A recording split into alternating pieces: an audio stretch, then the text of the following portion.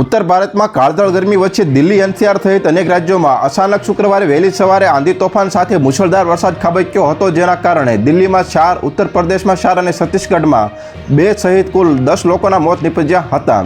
ઉત્તર પ્રદેશ, મધ્યપ્રદેશ, છત્તીસગઢના રાજ્યોમાં જળબંબાકાર જેવી સ્થિતિ હતી, જેથી વાહન વ્યવહાર ખોરવાઈ ગયો હતો. કેટલીક જગ્યાએ વીજ પુરવઠો ખોરવાયો હતો. હવામાન વિભાગે આગામી 3 દિવસ માટે ઉત્તર ભારતના અનેક રાજ્યોમાં આંધી, તોફાન, કરા સાથે વરસાદની આગાહી કરી છે.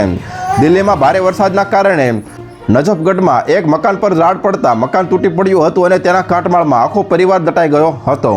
જોકે પોલીસ અને ફાયર વિભાગના અધિકારીઓએ પરિવારના સભ્યોને બહાર કાઢી જાફરપુર કલાનના એક હોસ્પિટલમાં ખસેડાયા હતા.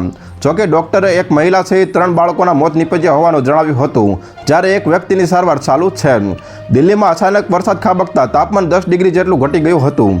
રાષ્ટ્રીય રાજધાની દિલ્હીમાં તીવ્ર ગતિએ પવન ફૂંકાતા અને ધૂળભરી આંધીના કારણે અનેક જગ્યા પર 100થી વધુ વૃક્ષો ઉખડી ગયા હતા અને 200થી વધુ ફ્લાઇટ પર અસર થઈ હતી.